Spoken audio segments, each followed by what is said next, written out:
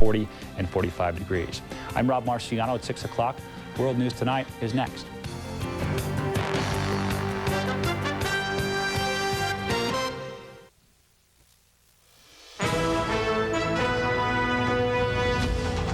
On World News Tonight, anthrax found at a mail center that serves the White House. The president's spokesman says the White House itself is secure. The 2 postal workers who died in Washington had inhaled the anthrax. 2 more are being treated. Health officials are criticized for not reacting more quickly. And so we'll take a closer look tonight at the Centers for Disease Control. Are they up to the job? The Pentagon acknowledges that civilians in Afghanistan have been killed and wounded in the bombing campaign. And finally, should Americans be worried about the mail they get at home? The pleasure of getting a letter has certainly been threatened. From ABC News World Headquarters in New York, this is World News Tonight with Peter Jennings. Good evening, everyone. We're going to begin tonight with anthrax in the mail, including the White House mail. But for just a second, to put this rush of attacks in perspective.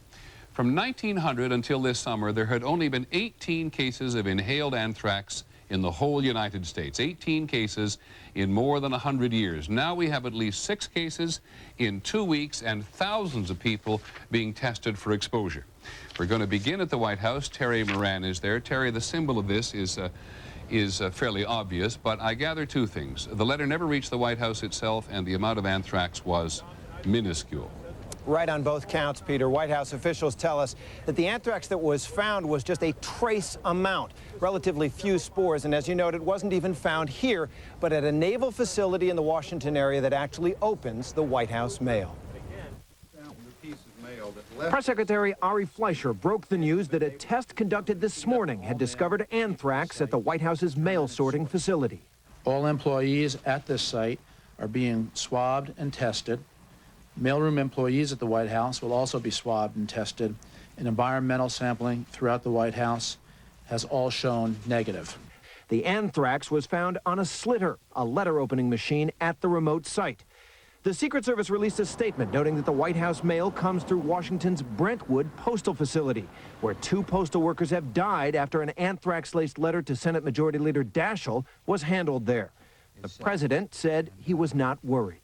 Let me put it this way, I'm confident when I come to work tomorrow that I'll be safe. And asked if he himself had been tested, Mr. Bush said only, I don't have anthrax. Now, the Secret Service tells us that they have seen no suspicious letters or packages coming into the White House mail, and they watch that mail very, very carefully. Peter, they continue to investigate this thoroughly, but they are leaning toward the conclusion that some piece of White House mail jostled up against mail at the Brentwood facility. Many thanks, Terry. But as you said, the symbolism at least is huge. As we also said, there were confirmed 2 postal employees today who died yesterday. They were both killed by anthrax. The mayor of Washington said that today. Thousands of people in the city are now being given antibiotics. And the health officials who've been deciding how to test and to treat people are admitting their understanding of anthrax is changing. We're joined by ABC's Lisa Stark in Washington. Lisa. Well, Peter, the head of the Centers for Disease Control said today that it appears now that anthrax can be spread much more easily than they previously thought. Dr. Jeffrey Copeland testified on Capitol Hill that the threat is apparently not just from opened mail. What's very disturbing about this to all of us is that it's apparently closed envelopes can potentially transmit as well. That may help explain the now confirmed deaths from inhalation anthrax of 2 postal workers from the main Washington, D.C. mail processing center. Today, 2 more postal employees were hospitalized with suspicious symptoms. Health officials are monitoring another 16 possible cases of anthrax infection, 4 considered highly suspicious. And they are increasing by thousands the number of those who will be treated with antibiotics. It now includes workers at every post office in the nation's capital. We do not need to do further testing, but we need to treat, and we need to treat quickly. In New Jersey today, word that a worker at a Trenton postal facility that handled at least 3 contaminated letters may also be suffering from inhalation anthrax. Under pressure to get a handle on this crisis, the administration's top health official admitted they now must do better. We're going to act quickly and if need be, let the science catch up to our actions. And ABC News has now learned that some 6,000 postal workers in New York City will also be offered antibiotics as a precaution. Peter? Thank you, Lisa. Lisa Stark in Washington. At the beginning, there was considerable reluctance to have postal workers tested en masse or to put them on antibiotics. The confirmation that at least 2 postal workers had died from anthrax exposure raises serious questions then about the conduct of the Centers for Disease Control and the Postal Service. ABC's Brian Rosses has spent his day looking at that. Brian.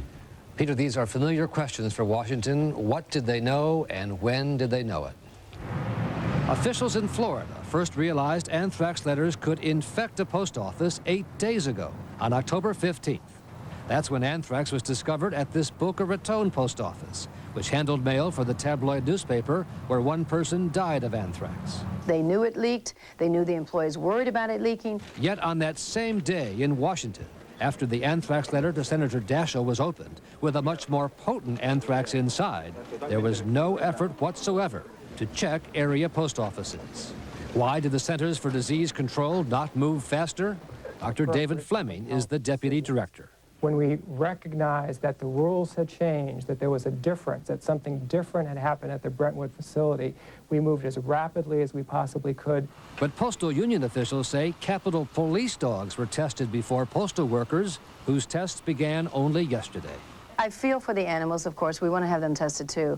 But I don't think a postal worker is any less of a being.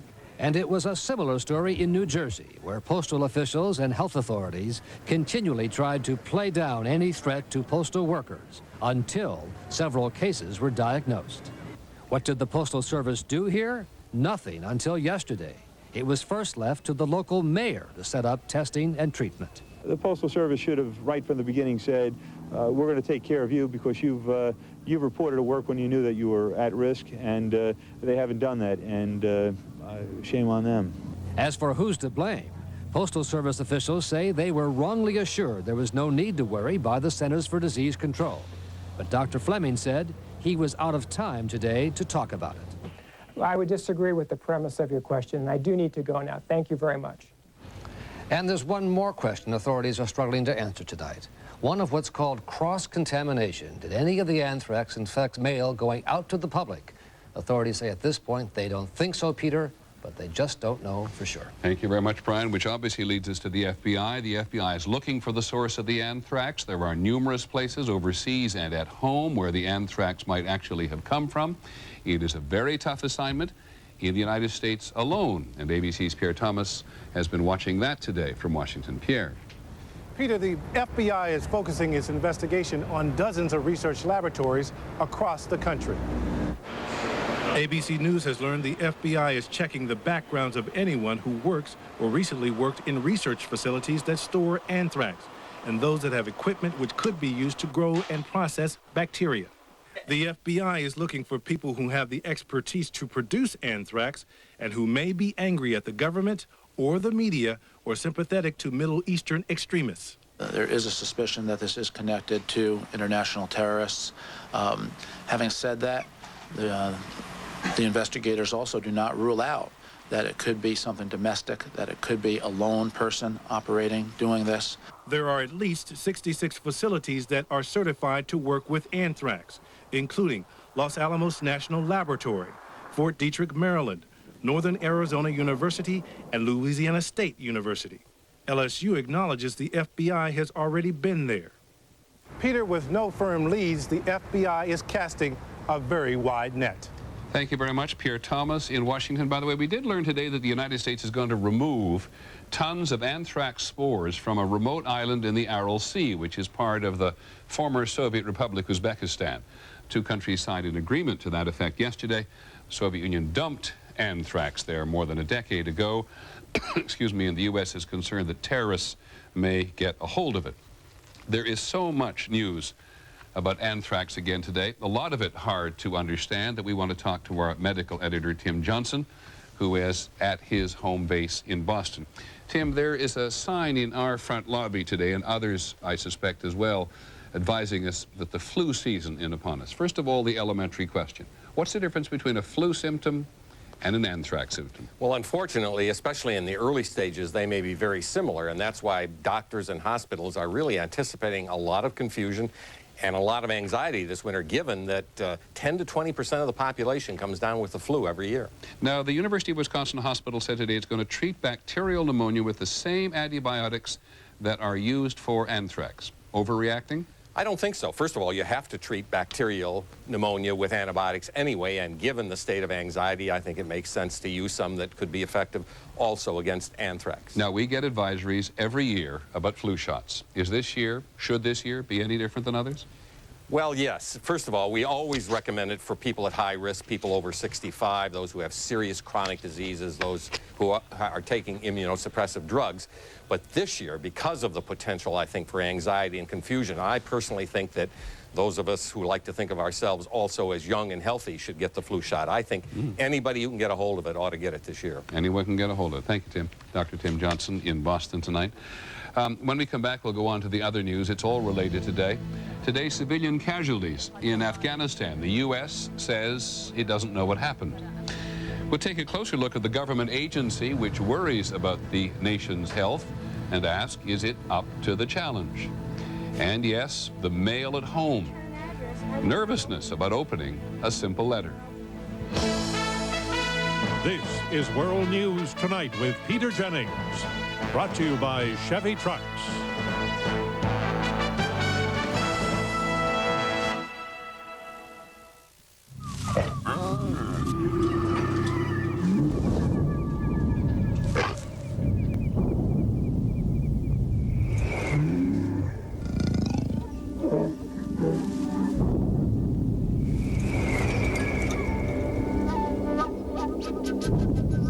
After the 270 horsepower Chevy Trailblazer, everything else just seems kind of weak.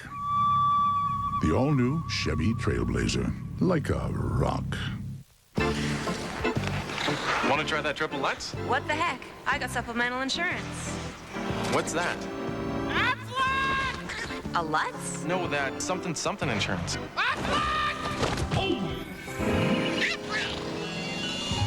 Even the best insurance doesn't give you cash for things like lost pay and other expenses. This does. What does?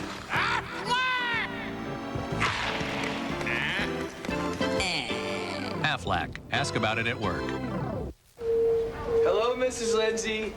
William? Hello, Stephen. You're not by any chance computer shopping, are you? Mm-hmm. If I can get some help. Well, right now, you can get a complete Dell system with an Intel Pentium 4 processor, which is so nice, for only $899. Really? She's intrigued. Excellent. Because right now, it comes with your choice of a free CD burner or DVD upgrade. And as far as service and support, Dell's won more awards than any other PC company in the last 5 years. Just call or go online. Tell them what you want, and right to your front door comes America's favorite PC. Thanks, Stephen. Now you can get a Dell desktop with an Intel Pentium 4 processor, which delivers performance where you need it most. And 6 months of DellNet by MSN Internet access for just $8.99. Call or go online today and get a free CD burner or DVD upgrade. There's great deals on notebooks, too. Dude, you're getting a Dell. Easy to buy, easy to own, easy as Dell. At the Pentagon today, there was another wrestling match between reporters and those who brief on the Afghanistan campaign. Yesterday, the Pentagon said it knew nothing about an alleged stray bomb hitting a hospital in Herat in western Afghanistan. Today, a spokeswoman said a bomb had gone astray and landed near a senior citizen's home. Yesterday, the Pentagon said these aircraft wheels probably came from some Taliban junkyard. Today, we're told that a U.S. helicopter did lose its wheels as it was heading back from a raid. And when we asked about 2 new incidents in which civilians have been killed, the Pentagon said it didn't know. From Pakistan and the Afghanistan border tonight, ABC's Dan Harris. Video phone footage from Al Jazeera television today shows body bags lined up in a hospital hallway in Kandahar. There have been reports of civilian casualties before, but never these kinds of pictures. According to Al Jazeera, U.S. attacks on a village near Kandahar killed 93 civilians on Tuesday, including 18 members of one family. There has been no independent confirmation. Across the border in the Pakistani town of Quetta, 5 people arrived today at a hospital with injuries they say they suffered in another U.S. attack, this one about 75 miles north of Kandahar. They say 29 people died when their village was hit Monday night. This boy is one of the injured. His uncle says he had heard American radio broadcasts promising civilians wouldn't be targeted, but he says his village was nowhere near any Taliban positions. Abdul Jabbar is the doctor in charge. How do you feel when you see these kids? I feel very sad. Angry? Yes. My sympathies are with Afghanis. Angry at the United States? Yes. Everyone we spoke with at this tiny hospital said the ongoing raids have made the population here and across the border angry at the U.S. and supportive of the Taliban. And 100% of the people are against America now. 25-year-old Sami Ullah, who lost 3 sons Monday night, says as soon as he recovers, he'll go home and fight. Dan Harris, ABC News, Quetta. The Pentagon said again today it does everything it can to avoid civilian casualties. In the broader war today, or campaign at least, the U.S. hit Taliban front lines in the north for a 3rd day in a row. But the Northern Alliance forces have yet to take any advantage by moving in the direction of Kabul, the capital. A couple of other items overseas. A major breakthrough in Northern Ireland. The Irish Republican Army said today it has begun disarming for the first time. The IRA described its decision as unprecedented, and President Bush says the people of Northern Ireland are now closer to a lasting peace. The Israeli Foreign Minister Shimon Peres was at the White House today. He said the Israeli army would not withdraw from Palestinian territory despite a U.S. demand for them to do so immediately. Mr. Peres said they would stay there until Yasser Arafat turned over the killers of an Israeli cabinet minister. When we come back, the government agency very much in the hot zone this week will take a closer look at the Centers for Disease Control.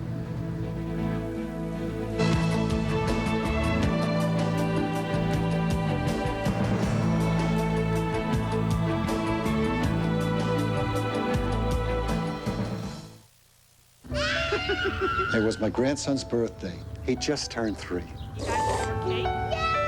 We're going to move him out of his crib and buy him a big boy bed.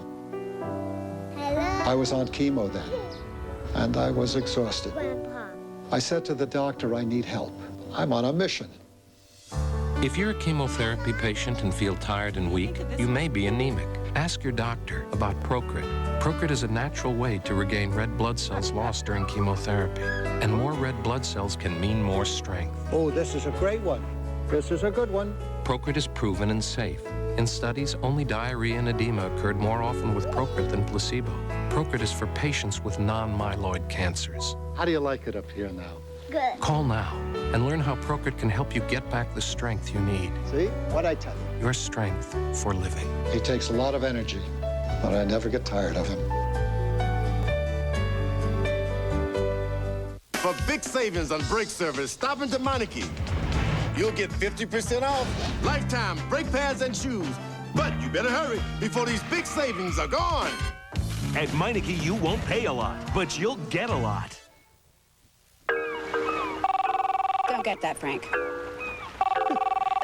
Hello? Baxter! Crunchy Meow Mix Seafood Middles. Mackerel and tuna flavors make it taste so good. Cats ask for it. By name.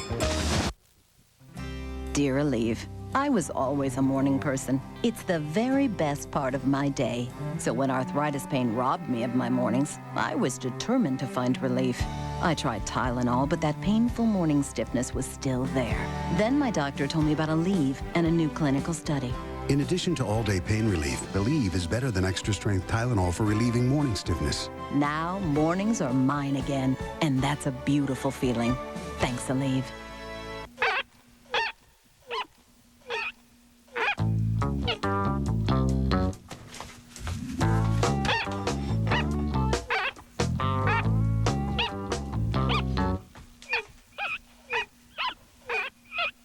Ocean Spray is fortified with as much vitamin C as orange juice, so it's good for your whole body. Just leave the juicing to us. Ocean Spray. Crave the wave. We're going to take a closer look this week at the government agencies primarily responsible for preventing terrorism and preparing to respond to it if and when it occurs. Tonight, the Centers for Disease Control. The CDC was formed in 1946, and it plays a critical role in protecting the public from the most widespread, deadly, and mysterious threats to America's health. CDC has almost 9,000 employees across the country, and it has never been under this much pressure. With an assessment, here is ABC's John McKenzie. Until now, the CDC has normally dealt with naturally occurring illnesses, outbreaks of food poisoning or the West Nile virus. Never before has it faced a deadly bioterrorist attack in the U.S., and how it is responding is raising new concerns in Congress. It just seems to me that something broke down here or is broken down here. The CDC says it has performed admirably in this crisis, but admits it is being stretched severely. Labs are inundated with specimens. Epidemiologic investigative staff, where present, are being run ragged. Communications capabilities are strained. The CDC, like other federal and local agencies responding to the anthrax attack, is often learning as it goes and discovering problems in several critical areas. The CDC labs, for example, must operate around the clock, testing skin and blood samples and nasal swabs in unprecedented numbers. Typical outbreak of an infectious disease in this country involves fewer than 100 people in one location. This is involving screening thousands of people in multiple locations, and I don't think that they were ever set up with that purpose. The CDC field investigators, the public health detectives who help identify the cause of outbreaks, are also in short supply. The CDC has had to reassign staff to deploy the 200 people needed on field investigations. Communications from the CDC has also been criticized as confusing, at times contradictory, as to who gets tested for anthrax exposure and when. I think that they can communicate better, but I think we're also dealing with something that's brand new to the field of public health, and that is how you spread anthrax through the mail. That was not part of anybody's training. The anthrax attacks have even exposed problems with the CDC building. Twice during the investigations, the generators failed, delaying critical lab work to determine who was infected. John McKenzie, ABC News, New York. Huge job. Now, there is some other news tonight. We try to slip it in. The College Board reports that college costs increased even more than usual this year. The weak economy is drying up university funding, and schools are charging more. The average cost of tuition, room and board at a four-year public college is now $9,008, up from $8,400 last year. At a private school, it is $23,578, up from $22,500. It's going to be a tricky maneuver in space tonight. After a 6-month journey, NASA's spacecraft, the Odyssey, has finally arrived near Mars. Scientists will try to establish the Odyssey in a Mars orbit. NASA certainly hopes this $300 million mission will fare better than the last 2 Mars spacecraft, which were, as you may recall, in the distant past, lost. When we come back, the male at home, how life has changed. What's for lunch? Chicken stars. Condensed soup? You're an adult now. There's a better tasting soup. Progresso chicken noodle has all white meat chicken and bigger vegetables. See the difference? This is better. Now, about this glass. It's time to go to the better taste of Progresso. When my wife first got me this, I was a little nervous. That was until I found Flexinu. Makes me feel like my college days. Introducing Flexinu, a natural COX-2 inhibitor, plus glucosamine and chondroitin for joint health. No can, no fork, no grill. It's the easiest way to a juicy grilled meal your cat can't resist. New from Whiskas. I do enjoy the pleasures of the grill. Yeah, I can see that. Whiskas, what cats want. If your pencils look like mine did, there's something you can do. Ask your doctor if the Nicotrol inhaler is right for you. Or for more information, call 1-800-INHALER. Call today. Wonder what's going on in your local public schools? Take a look. Teachers, parents, and support professionals are working together to make learning come alive. teachers inspire our kids to reach new heights. Whether it's helping students master the alphabet or explore new worlds on the computer, our teachers are leading the way. Today, more than ever, we need public schools that work for every child and to teach the values that make America strong. I'm every man. And every woman who ever suffered from frequent, persistent heartburn. If you've treated your heartburn and changed your diet, but it comes back 2 or more days a week, then you may know about the burning pain of acid reflux disease. But there's something about acid reflux that I didn't know. Over time, that acid churning up can wear away the lining of your esophagus. I didn't know. I didn't. But today, there's a purple pill called Nexium. It's from the makers of Prilosec. Just 1 prescription Nexium a day gives many people complete resolution of heartburn symptoms. That could mean complete heartburn relief. And importantly, Nexium is also proven to heal erosions in the esophagus caused by acid reflux. Only a doctor can determine if you have this damage. Other serious stomach conditions may still exist. The most common side effects of Nexium and Prilosec are headache, diarrhea, and abdominal pain. So talk to your doctor and call this number for more information and for a free trial certificate for Nexium. Relieve the heartburn, heal the damage. It's possible with today's purple pill called Nexium. Coming up next on K2 News, hundreds of workers at a media company in Vancouver lose their jobs. And even though doctors say they're not prescribing it, insurance companies say their Cipro bills are skyrocketing. Also, a rock star joins in the effort to save the music in some local elementary schools. It's all next on K2 News. We'll see you then. Are the agencies that are supposed to protect us up to the challenge tomorrow? A closer look at the Office of Homeland Security. Can they keep America safe on World News Tonight? Finally from us this evening, a new way to look at the mail. The author Shana Alexander once said that letters are expectation in an envelope. That was in 1967.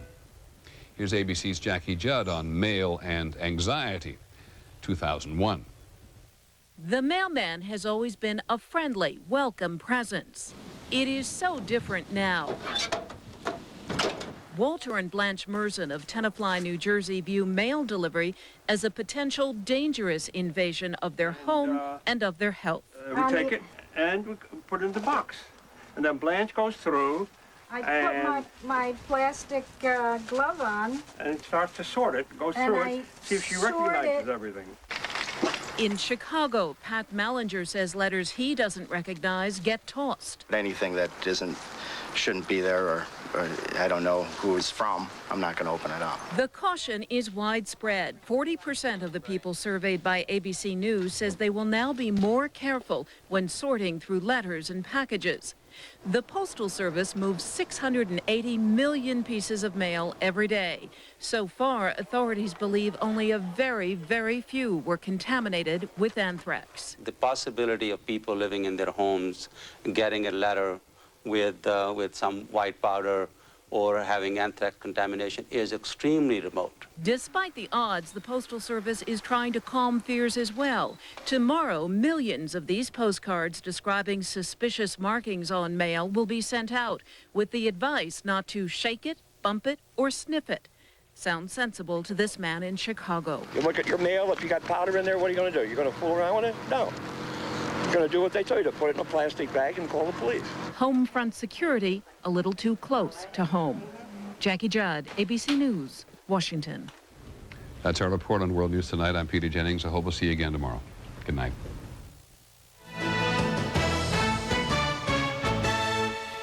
She's smooth. You the real thing, girl. He's slick. You think you're smart? Because I lawyered you? Shut up. Together, they're delivering justice Philly style. In the ladies' room, zip it up. All in a day's work. A new Philly. ABC Tonight, 10/9 Central. Viewer discretion advised.